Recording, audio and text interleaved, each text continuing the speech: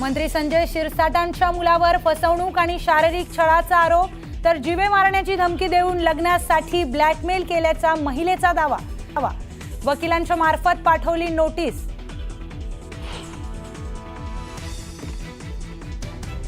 हुंड्यासाठी सुनेचा छळ करणाऱ्या हगवणे पिता पुत्रांचा माज दाखवणारा आणखी एक व्हिडिओ समोर। घोडेस्वारी करताना माजोरेपणाची केली भाषा।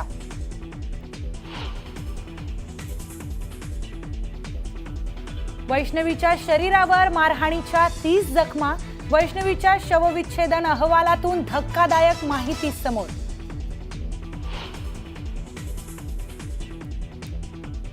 पुण्यातील आरोपी गुंड निलेश चव्हाण गेल्या 8 दिवसांपासून अजूनही फरार।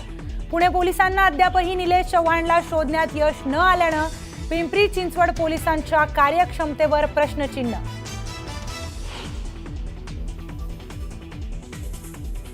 बीडमध्ये पुन्हा गावगुंडांची दहशत। 5 ते 7 जणांच्या टोळक्याकडून हॉटेल चालकाला बेदम मारहाणीची घटना सीसीटीव्हीत कैद। कायदा आणि सुव्यवस्थेचा प्रश्न ऐरणीवर।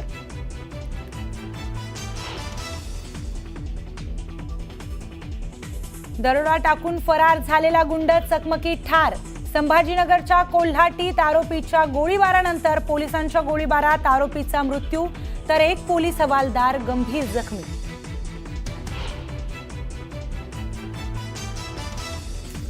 बुलढाण्याच्या खामगावात मुसळधार पावसामुळे सूर्या नदीला पूर। चितोडा गावचा खामगावशी संपर्क तुटला, तर परिसरातलं जनजीवन विस्कळीत।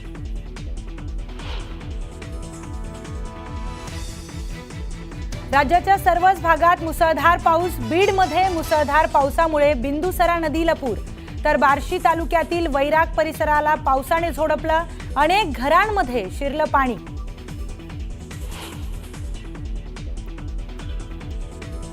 पाकिस्तानला मदत करणाऱ्या तुर्कीला भारतीय सोने व्यापाऱ्यांकडून दणका। टर्किश ज्वेलरीला दिलं सिंदूर ज्वेलरी असं नाव, तर जेम्स अँड ज्वेलरी डोमेस्टिक काउन्सिलचा निर्णय।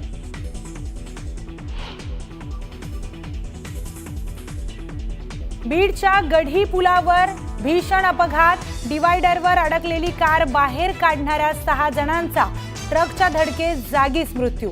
अपघाताचा धक्कादायक व्हिडिओ समोर।